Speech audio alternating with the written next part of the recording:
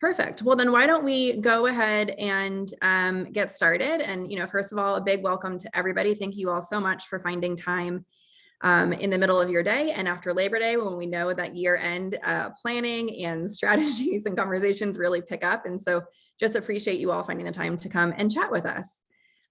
Would love for everybody to make this a conversation. Like I said, we're going to start with a game, so feel free to chime in, feel free to use the chat. I'm going to do my best to MC the chat, if you will.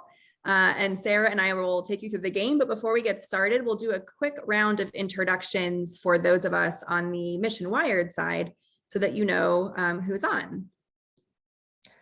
Great, I'll jump in. I'm Ann Lewis. I am the founder of the previously unimaginatively named Ann Lewis Strategies, now Mission Wired. My interest in this business goes all the way back to the early aughts when digital was just becoming a viable channel for fundraising. And I have been doing it ever since across clients large and small, and through all the evolution of all the channels. And I'm just so thrilled that everyone is here and interested in this conversation. One of the things that makes what we do so fascinating is that it changes constantly. And the Apple MPP change that just rolled out is a great example of the kind of thing that we have to understand and adapt to. And so we'll spend a good amount of time talking about that today.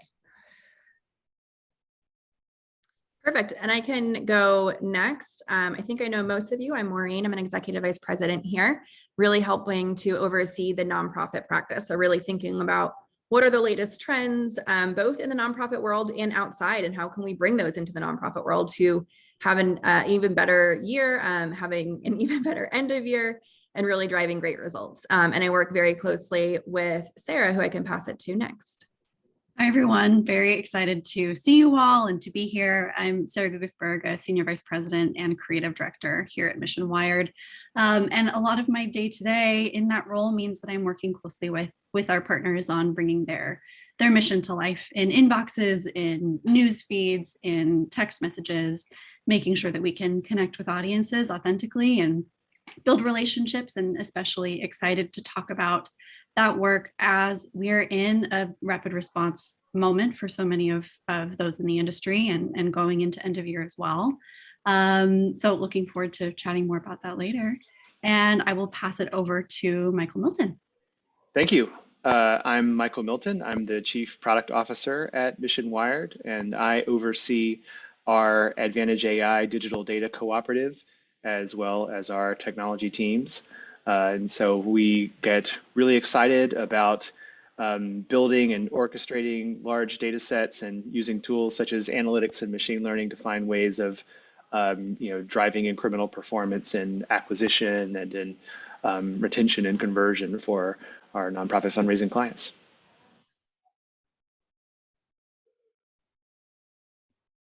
Perfect. So we're going to get started, like I said, with a very fun game. Let me just tee up some of the guidelines, I would say. So each question, I think there's only 5 questions, so we won't stay here too long, but it will just be a nice little icebreaker. Each question, the answer, you can shout it out, you can put it in the chat, and whoever gets the answer right first, we will make a donation to your organization as a congrats. So really excited. And with that, we can move to the first question. Okay, everyone has your fingers poised, ready to answer quickly. Here we go. So I'll read it out for us. An average user clicks on how many Facebook ads per month? Is it 2, 5, 8, or 12? We're watching the chat for the first correct answer. A lot of you are very fast with the keyboard. I'm very impressed. Hannah, Seiko, and Jean. Very speedy over there. How many Facebook ads per month? 2, 5, 8, or 12? I will say that I thought the number would have been larger, at least knowing my shopping history and how many ads I click on. So, well, I think that means we can eliminate D. Oh, I meant larger than what's listed. Oh, I see. How are we on responses? Should we reveal the answer? Yeah, we have a bunch. So let's go ahead and look at the answer and see who Okay. got it right. Here we go. 8. So the answer is C, Seiko. Congratulations. Nice work. There were a handful of others that also got 8. Shout out to John, Tom, a handful of others that really were pretty fast. So nice work. We can jump to the next question. This means that a lot of you are very fast, so get your keyboards ready. Okay, here we go. I'll read it out for us. What percent of US adults are on Twitter? 12%, 24%, 35%, or 50%?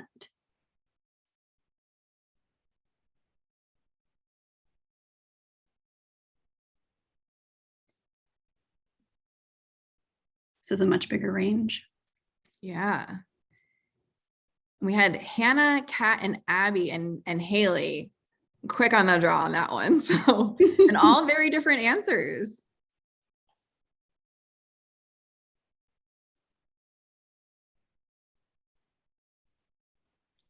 Let me know when we're ready for the big reveal, Maureen. I think we're probably ready. I'll just note nobody picked 12%. So apparently everybody here being digital experts knows that that number is probably far too small, but we will see. So Sarah, if you want to jump to the answer, we can see who wins. Okay. B, 24%. So that is Abby. Congratulations, Abby. Congrats. For anyone who's just joining, Maureen, what are the prizes that the first correct answers are getting? Great question. So for anybody that is joining, if you are the first person to drop in the correct answer into the chat, and we're just going to get started onto question 3 in a second, we will make a donation to your organization. So very exciting. And if you want to send over a sourced link to go to a specific channel, by all means, we welcome that. We've all been there. So happy to make sure that you're getting credit where credit is due. Okay, next question. Here we go. Fingers are poised. Match. Ooh, this is a tough one. Okay, match these channels with their most followed user. We'll give a little bit more time because there's a lot of work here. So across Twitter, Facebook, Instagram, Snapchat, and TikTok, who belongs where? And let's have you all list out all of them at once, Anna, if that's okay. And I'll note that there's 4 individuals on the right and 5 channels, which means that I believe one individual is the lead on 2 of the channels. Yep.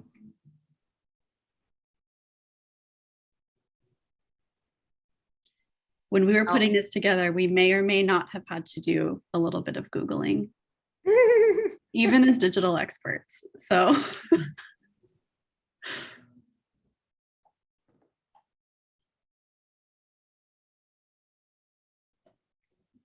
We're seeing some answers roll in.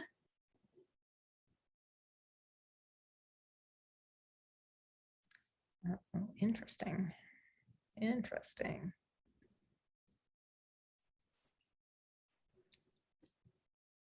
Yeah, I would say that we had to Google Charlie, and even then had to do a little additional research to fully understand what drove that quick rise to fame.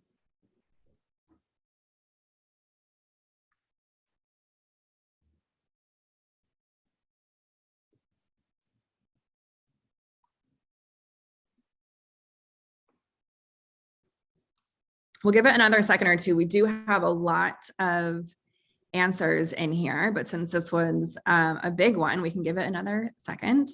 And I'm also seeing new people join. So for those of you that are joining, we're just doing a fun quiz at the start. I think it's fun, where we're asking people to put the answers into the chat and line up the users on the right with the channels on the left, where they are the lead as far as number of followers. And then we'll jump into the rest of the deck in a moment. But for those of you that are participating in the game, if you get the question right and you're the first to answer, we're making a donation to your organization. So prizes will be distributed. All right, we have a bunch of answers here. Do you all need another second or two? If not, I think we can probably move forward. So Sarah, if you want to do the big Okay. unveiling. Here we go.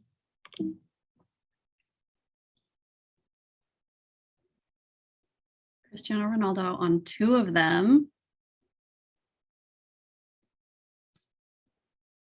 And I'm skimming through the answers, though other Mission Wired people, if you wanted to shout out if you see a winner.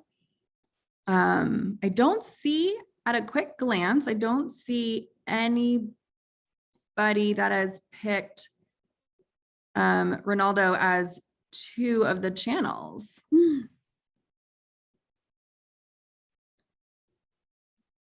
Yeah, I don't think we'll have to do another review and see who's closest then.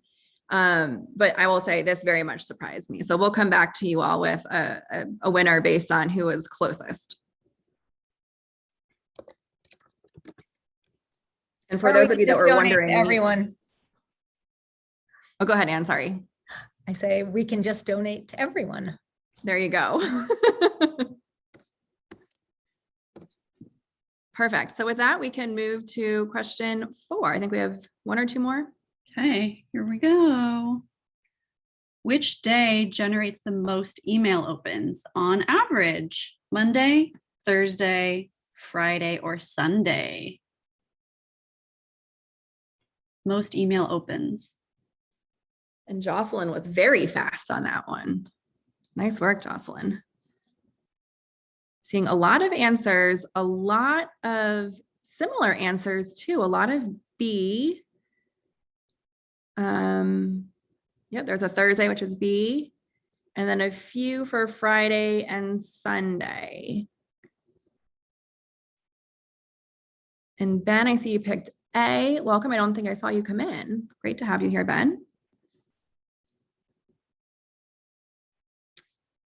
All right, the answers have slowed. I think having just a single letter to type in was probably more helpful than our instead of a whole paragraph. So with that, we can go ahead and move to the answer. Okay, answer is Friday. So that is right. C. And I'm just going through. It looks like Seiko, it looks like there's another donation heading your way. Nice work. Great. We should have a rule in the future that alumni of the company don't get to participate. All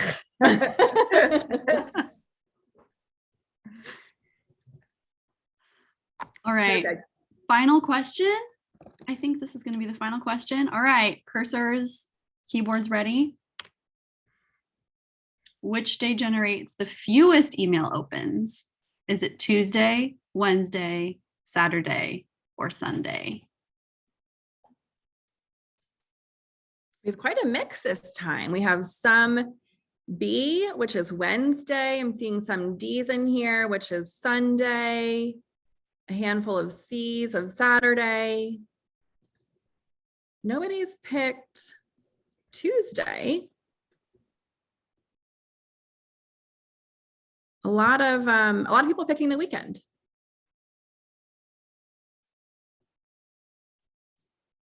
And I think we're seeing oh, Diane, you picked Tuesday. Thank you for rounding us out here. Great. Well, I think we're seeing the answers slow. So Sarah, if you want to go to the next slide and show us the answer. Final one. Saturday. So I think you all had the right instinct that it was definitely a weekend, and it looks like Jocelyn, congratulations. You were the first person to submit the answer of Saturday. Congratulations, winners.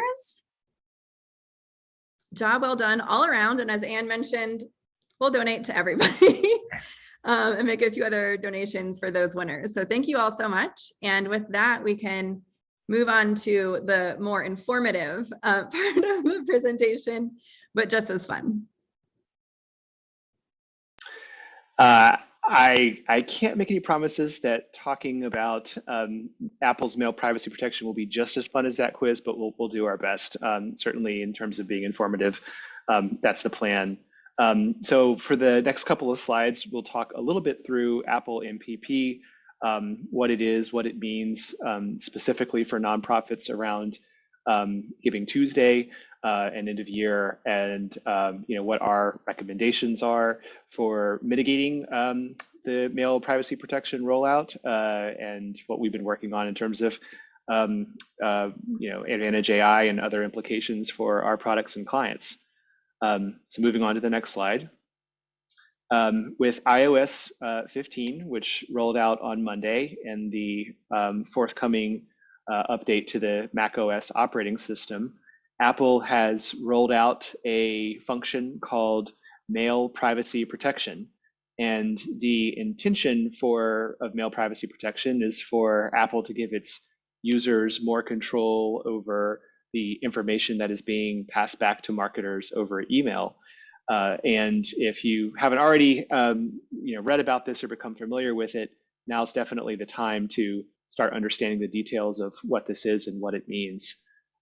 What Apple is doing with this rollout is it's going to make it much harder for us to understand what opens are real and which opens are not real. So going ahead, for folks who have downloaded the updated software to their iPhones and who use the iPhone mail reader to read their emails, when marketers send an email to those individuals, the Apple will automatically download it and issue a open signal back, regardless of whether the recipient actually opened the email or not. And so what this means is that if you previously were to mail 10 people who opened an email on their iPhone and you got a 20% email open rate back, that means that 2 folks would have opened it. But now, since Apple is going to trigger an open event for everyone, you will be seeing 100% open rate to that individual email.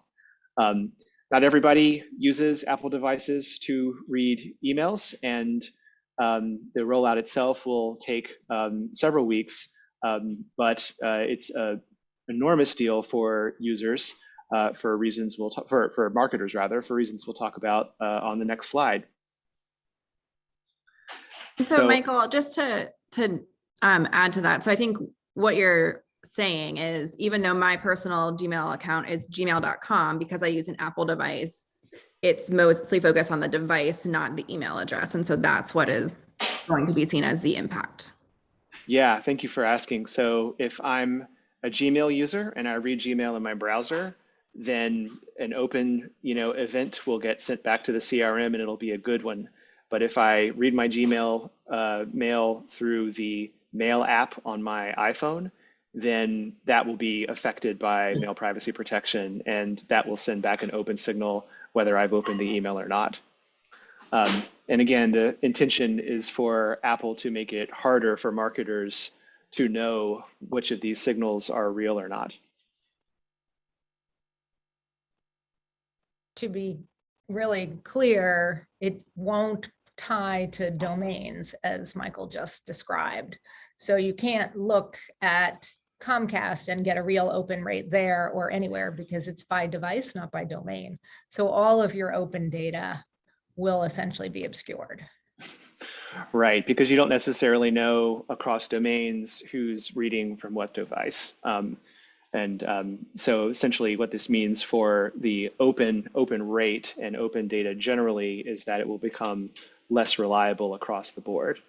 And so this has a major implication, as we talk about on the next slide, for marketers, because it is very common for marketers to use last open date or some sort of open screen as a way of constructing the segmentation for their list. The reason this is valuable is because an open-based segmentation enables marketers to do as well as they can to guarantee that they're sending email to a list that's receptive to receiving it, and not an email list that is disengaged or uninterested or, God forbid, contains spam traps. So if you are opening emails and you're sort of sending that signal back to the CRM, nonprofits will sort of use that signal for targeting. And this is becoming much more difficult in the MPP era as opens become less reliable as a signal. So it puts nonprofits in a position of having to decide, well, should I just continue to use opens as my screen for targeting, which will cause my list to expand in size and include lots of people who aren't opening, which might increase my risk? Or do I go to some other metric like clicks, which would have the effect of reducing my universe because I'm not actually identifying people who are opening. I'm only identifying people who are taking a higher barrier ask. And so this is disconcerting and troubling, and especially on big days like Giving Tuesday, there are tactics such as resends that suppress openers that are really important for driving revenue. And just in terms of like the rollout of this, we have in the past seen something along the order of 70% adoption of a new Apple operating system within the first 60 days of the rollout of that operating system. The rate will probably be even higher, just given recent security concerns with Apple spurring people to update their operating systems this go round. So that means that by Giving Tuesday, the disruption from MPP will be well underway in the stats that we're looking at in our mailers. So that not all news is grim. We've been sort of speaking in hushed tones about this for several weeks now because it's it definitely is disruptive, but that's part of what makes this industry exciting, and there are opportunities here as well. So I'd like to talk for a minute about what we should do to prepare in the immediate term, what we're recommending to our clients in terms of preparation for Giving Tuesday and end of year segmentation in light of MPP, as well as some ideas for sort of the future of how we think segmentation could look, given the evolving privacy landscape. So moving on to the next slide. We've got 3 key recommendations. The first one is to go ahead and query and save audiences of various recency screens as static groups within your CRM. These groups aren't necessarily going to represent recency from the perspective of the days leading up to Giving Tuesday, but they'll still give you a really strong indication of who is truly active on your list as the sort of open rate signal becomes less and less valuable. So creating these cohorts now is very important, even if the specifics of the segments that you create for Giving Tuesday is something that you might want to figure out closer to the date. So all CRMs have the ability to sort of create groups like that, and going ahead and doing that now is a good job. Most CRMs, to our knowledge, aren't rolling out any changes immediately around this, and so we've been considering opens that take place prior to Monday as being real, and opens that take place subsequent to Monday as being gradually less reliable. And so getting these lists locked in now for future use, if only for this end of year, seems really important. Another key recommendation that we have is to make sure that your fourth quarter strategy has a big place for engagement, in order to qualify clickers. Click data, as I mentioned previously, is not a panacea in terms of replacing open data for segmentation around quality, but if you provided more content to your lists that was clickable rather than high barrier ask, then that's going to add more data to your database that you can use for efficient and effective segmentation. So for example, now would not be a great time to send emails that are super content heavy when you could tease that content and put it on a landing page and actually get the click event out of that experience for people. And I expect that as time goes along, we and others will develop best practices on creating clickable emails, just for the purpose of getting this data back. But it's something that the creatives need to begin thinking about, and sort of we need to be making space on our calendar for emails that might not be intrinsically revenue generating, but help us generate the data that then generates the revenue. And finally, updating our KPIs and our sort of dashboards and expectations around what kinds of KPIs tell us whether an email is successful or not. As I indicated, open rate is a metric that is going to be less valuable going ahead, and obviously gifts over opens, which is traditionally a really important metric because it contains opens, itself is going to be less valuable. So looking at things like donor response rate and click rate and figuring out what benchmarks are best for you is something that you want to be doing now rather than in the middle of a critical moment. So these are sort of steps that we can take to make sure that we and you are all well positioned for end of year fundraising. Looking ahead, we've been spending Michael, a lot of time. Oh, I'm sorry. Go ahead. I wonder if we should just pause there for questions, because those are three kind of distinct ways of approaching the changed environment. Sure. So if people have questions, we'll keep going, but if you have questions, put in thank you in the chat. Jocelyn is asking, any worries about click fatigue? I think it's a super legitimate worry. I might actually defer to my colleague Sara, who is our head of creative, on how she would think about the potential of click fatigue in designing campaigns like what we're talking about. Yeah, absolutely. Can everyone hear me? Okay. Sometimes it's tricky to come off mute properly when you're sharing your screen. I should probably have that worked out by now.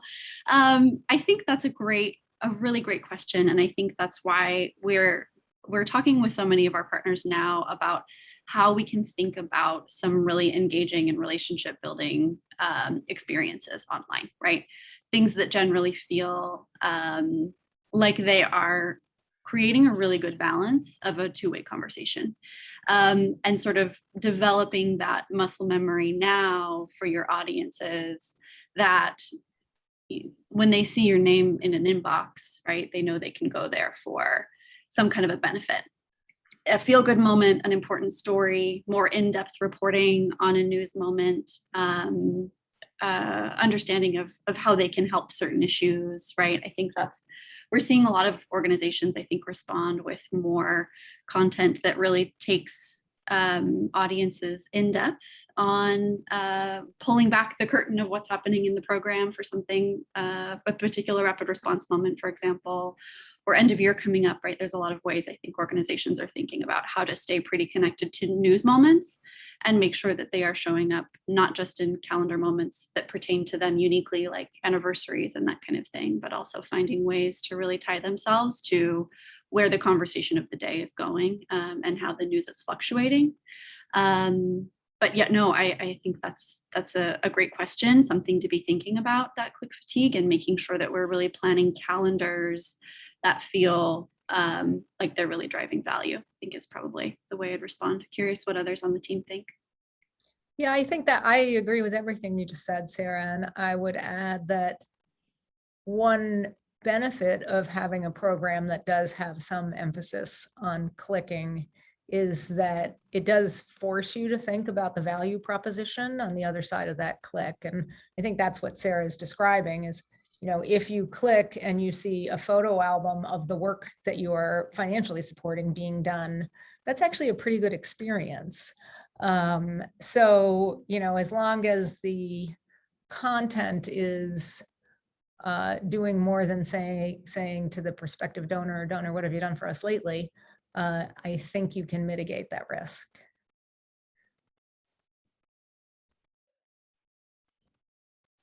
I know this is a new topic for all of us, and we're all trying to figure out how to manage through it. So are there other questions that you all have? You can certainly come off of mute and ask them. You can drop them into the Slack or into the chat, excuse me. Or really anything that you have been thinking about that you are doing to try and prepare, your organization. We'd love to hear that as well.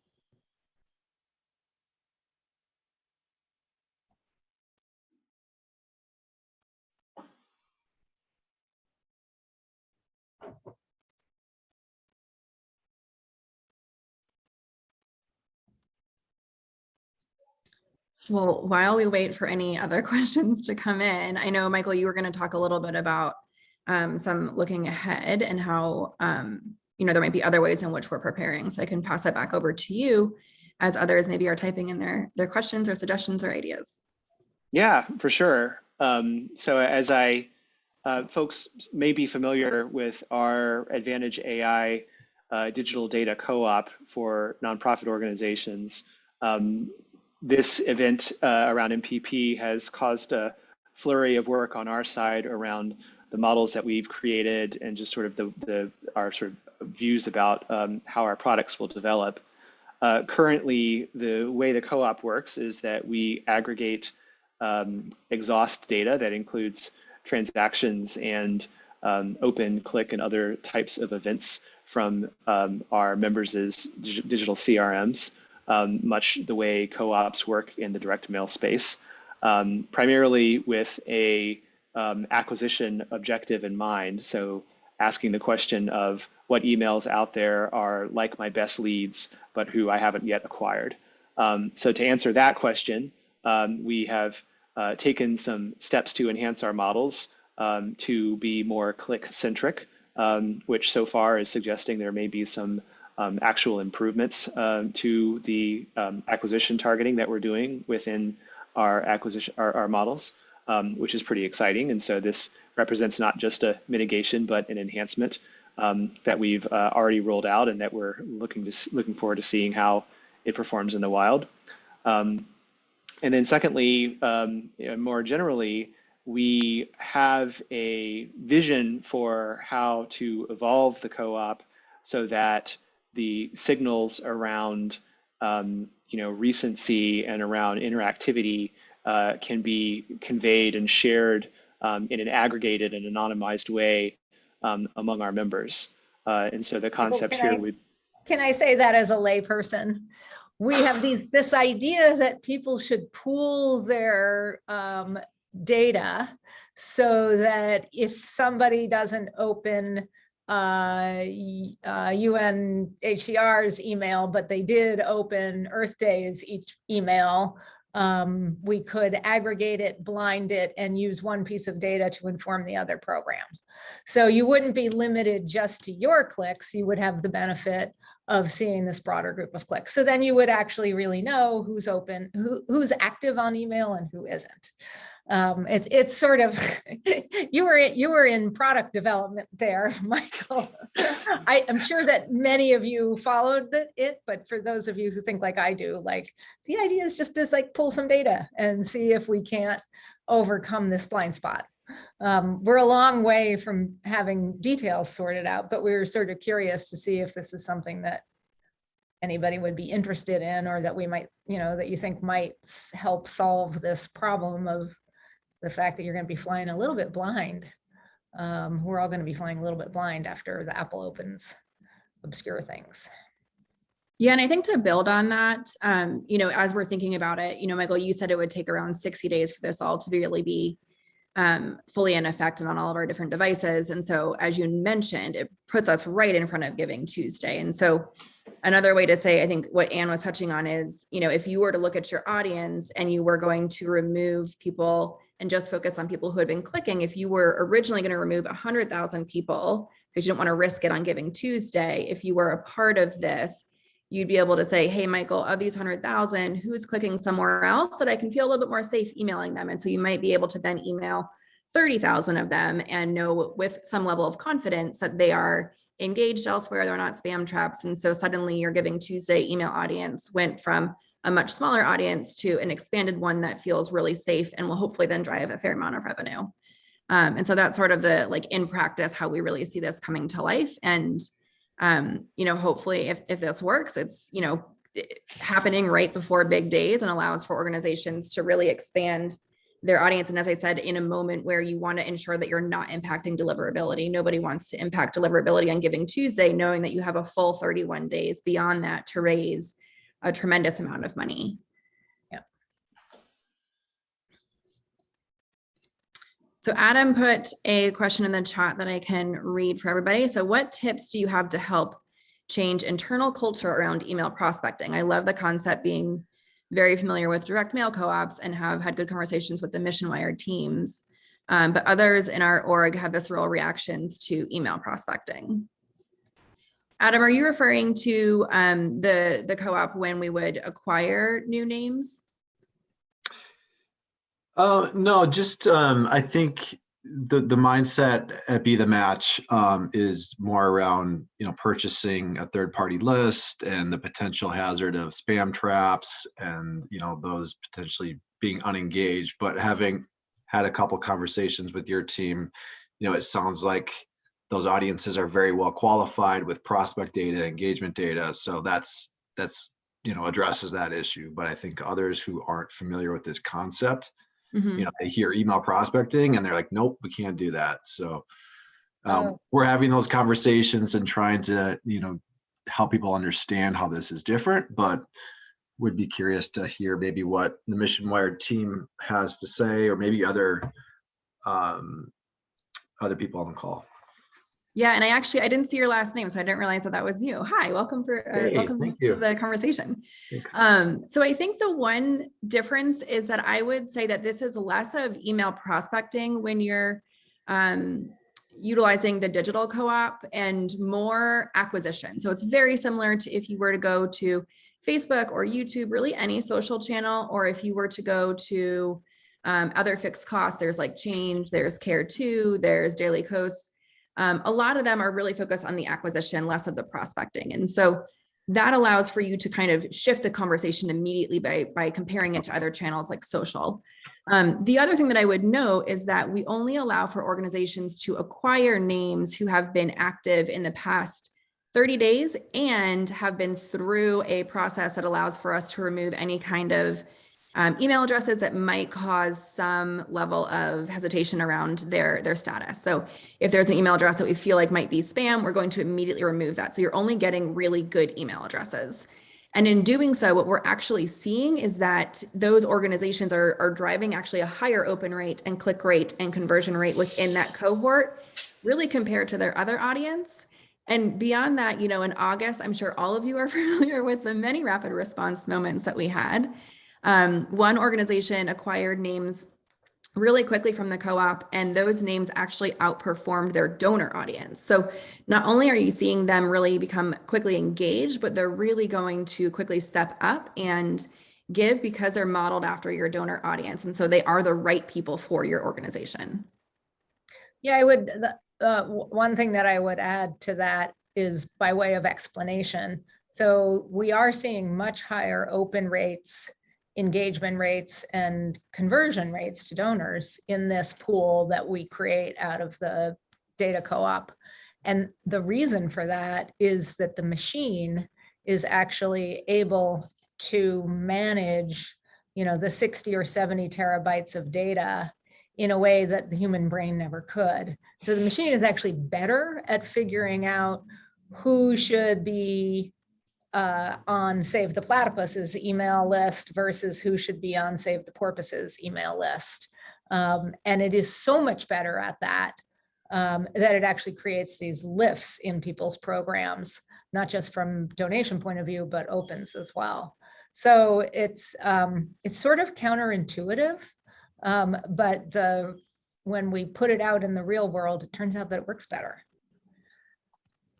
Yeah, and I think our vision for the new product that we've been talking about now is to find ways to bring the power of that data to your house file segmentation. So if there are folks that are actually digitally active on your list and you don't have the data to know it, but the co-op does, then being able to select those names, we have every reason to believe will drive, substantial incremental performance over what you'd expect to see just on the normal segmentation that you do. And the way that we're thinking about that, for those of you who know a fair amount about Advantage AI, I know I've talked to many of you about it. This is going to be a little bit different in that you would get data from Michael and his team and what is as close to real time as we possibly can offer, especially during year end. And in doing so, you're able to constantly update your data when it best suits you, based on a subscription service where you're sort of saying, yes, I want this data on an ongoing basis. And so you'd be able to opt into that. You're not acquiring any new email addresses. So for any organizations who are a little bit nervous around that, it does just give you data on your current email file. And the cost structure is quite small. It's actually just a fraction of a cent per email address. So we're still working out a handful of the details, but I can tell you that the idea here is that it's not a massive cost, but instead that it's really going to drive a fair amount of revenue, especially during high volume moments, whether that be year end or another milestone moment for your organization. Yeah. And were you going to say something? I think I cut you off for a second. Well, I was just going to sort of describe it as this kind of co-op approach to solving the MPP problem kind of puts you in a space that's in between two extreme alternatives. You know, one alternative would be to email only people who you know are recently active, and you'll only be able to know that from a click. And we all know that the universe of people who clicks is a subset of the universe of people who engage, which means, you know, coming into this really important fundraising moment, one strategy would result in you emailing a much smaller list, be a safe list, but it'd be a very small list. Another approach would be to say, okay, well, since I can't know who's recent and who isn't, I'm just going to email a very large cohort. That would get you maximum eyeballs, which is good, but it might come at the risk of pretty significant delivery problems, because you really wouldn't know truly whether you are emailing people who have disengaged from your program. And so you're not generating a lot of activity signals to the ESPs, or you might be hitting spam traps. So that brings a tremendous amount of risk also at that key fundraising moment. So what this kind of data sharing opportunity does is it sort of solves for a space in between the two, where you're benefiting from recency and engagement signals across a much larger group of mailers, so that you can know that a larger audience that you're sending to is actually active and engaged. So you know, as we said, we haven't quite brought this product to market. We're just sort of thinking about it. But we wanted to sort of put it out there and see if people had questions, and if not now, later, you know, feel free to follow up. We're just looking to see if this would be helpful or not, really.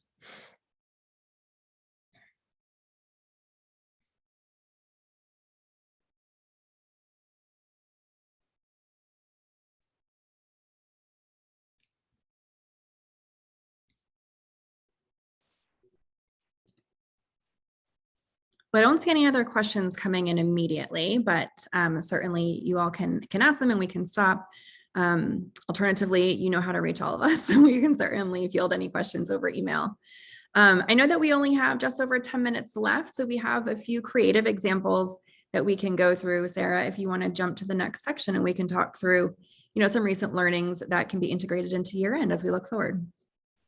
That sounds great. So coming out of August, right, that was a really big rapid response for surely a lot of you who are here on this call, a lot of our partners. We saw a lot of movement out of the industry on the Haiti earthquake and Hurricane Ida and wildfires and Afghanistan. And we're moving into a period of continued hurricane season. And we know a few of our clients are responding on Del Rio, and that overlapping with the ramp up to Giving Tuesday and end of year. So, you know, one of the things we wanted to just chat through quickly is kind of some of the common denominators we saw across some really strong rapid response programs and rapid response content going out into the world in the last month. And we have a cross section of things here to share from some of our clients, some of not our clients. And really, I think some of the underpinning across these that has contributed to some of that success is organizations' ability to have really clearly defined processes and procedures in place before a rapid response moment, right? So when we think about what are our recommendations to our client partners, it's probably that. It's establishing a phone tree so everyone knows who to call when news breaks. It's establishing probably a new and consolidated review format, right? If we're having someone, maybe a field team member, field worker, sign a message, do we have sort of pre-authorization to get that message out the door without getting the content all the way to that person to review? Do we have already established guidelines around designated and undesignated fundraising, right? Those are often so many of the places where organizations, I think, can feel a little bit stuck or unsure of when it's the right time to come out and to respond. So, we're curious too to hear from all of you here, to chat with you a little bit, to hear a little bit about how your rapid response went. Did you rapid respond? Did you have roadblocks in that experience? Did certain things go particularly well? We'd love to hear from you. So I have some creative examples to show, as Maureen mentioned, but if you want to just share in the chat, if you did rapid respond, how it went, anything you'd want to highlight, any questions you might have, or experiences you want to see if others had too, please feel free. We'd love to hear from you. And then we can go ahead and Maureen can be monitoring the chat, and I can pause and create a review to make sure we can call out any questions. But so please share. We'd love to hear how your rapid response went, what was common across successes, and if you felt roadblocks, like I said. But with that, we're going to look across a few creative examples that we were just excited to highlight. So first thing here from one of our partners, Project Hope. They were really quick out the door, and were able to coordinate really quickly with their teams who were responding to make sure we could get assets like this video, for example, from teams who were going to be on the ground. And you can see here in the content that there were some updated information that we're providing to the audience, right? We're sort of serving as a news source here and sharing about the magnitude and when it happened and the death toll. And then talking about making an emergency donation to support that work. So we heard a lot of good response from this ad, and we think it did a really nice job of blending some content really specific to the organization while also being really timely in responding. But one of our big takeaways and recommendations always to our partners is that you don't necessarily need to hold on a rapid response until you have these photos approved from the ground or from your team, or information only unique to you. It can also be a moment where you are reaching out and saying, we've heard the news, you can keep your eye on us, we will keep you posted. We're getting our plans together. Again, we talked about muscle memory earlier in the conversation, right? That's really one key way we talk to our partners about building that and making sure you're creating those relationships with your audience where they can say, I see Project Hope in my feed or in my inbox, and I know they've been sharing some early news about it. So in addition to my news app alerts, I'm also going to spend a little time looking at this organization's content. Next one here is an email from AmeriCares. They had a little bit of a summary at the top of this email of how they were responding. This is something that went out not in the first day, I don't believe, but they offered some specific information around the number of shipments they were sending out, for example, and did share a lot of specific information to their response to the Haiti earthquake, but then also we thought did a really great job of broadening the ask here and making sure that we could call out, as you can see, respond to disasters and save lives in Haiti and around the world. Something as simple as that additional and around the world can really go far in prioritizing your undesignated revenue in moments like this when you're getting probably unprecedented attention. This was, I know, a really big moment for so many of you. And again, employing things like the match. Next one up here. This is another AmeriCares email that we were really excited to see. They actually responded to the Haiti earthquake in 2010. And we were able to go back in the CRM and find that email originally, and then create a lift note here to bring that message up, and worked closely with our partners here to make sure we were striking the right tone of how we were portraying the resilient Haitian communities who've been through this multiple times now, but also tying it back to that moment to really explain, look, we know from having been through this in 2010 that the effects of it lasted for so long. This is going to be a really big relief effort. It's going to take all of us. So you'll see here in the framing below, you'll see AmeriCare's response from the day after the earthquake in 2010. And now, knowing just how deeply we will need your support for the days and months ahead, I'm coming to you with an urgent request. So we thought that was a great piece of content, and really did a nice job at positioning how great the need is, because that's really the thing we're trying to do here in these moments, right, is help our audiences understand that their gift of 5, of 50, of 100 can really make a difference in these critical moments. And then next up here, we've got a message from Save the Children that takes us through what the days, weeks, and months after a crisis look like for their particular organization, and use that as a way to solicit monthly gifts, which we thought was a really nice artful blending of being able to explain, yes, maybe the news moment has faded in the days or hours after a certain crisis, but the response for so many of you here really does continue, right, for weeks and months. And this was a really nice sort of visual, almost kind of timeline way to show how the organization is responding, and that really it's that monthly revenue that we can count on that makes that kind of long-term, consistent response possible. So really liked that angle here. Next up is a newsletter from Sesame Workshop. We really liked how they took a piece of recurring content like this. I think a lot of us are sending out newsletters, maybe monthly, to our audience, but they took the topper here to take a moment to tie their response back to a news moment. And we think that type of strategy is probably going to be really helpful for you as you're continuing to move forward in your calendars and plan for your October, November, and December content, but still being able to find ways to work back in really big response moments that you might have had, whether it be for Ida or Haiti or Afghanistan or whatever it might be.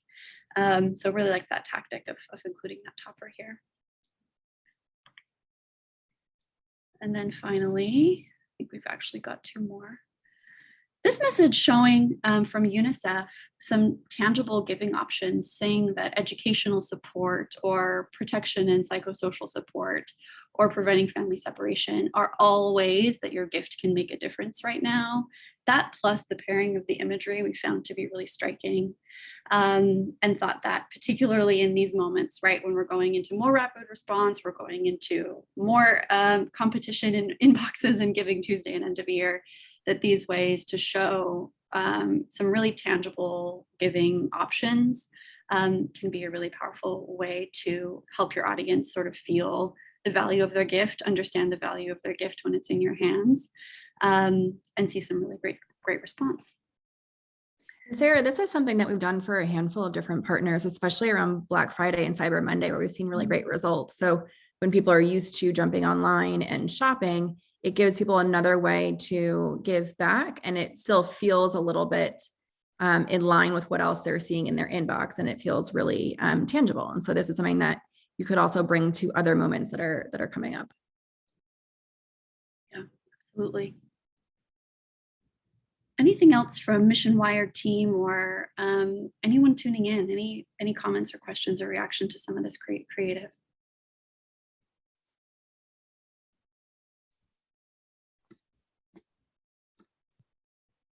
Okay. Well, like Maureen said, you all know how to find us. Maureen, I'll kick to you to wrap us up. Yeah, I would just say thank you so much. Again, we'll reach out with this deck. There's a few slides that we didn't get to, so we'll make sure that we pass that around, as well as a video recording if you want to send it to any of your colleagues. We are going to make this a series going through year end, so look for more invitations. We're going to try and do 1 per month, really focusing on what is the focus of that month as people prepare for year end. So more to come there. Really excited to see you all again in around 30 days. And before then, have a lovely Wednesday, I think it is. So thank you all so much. Really appreciate it. Thanks, everybody. Thanks, everyone. Thank you.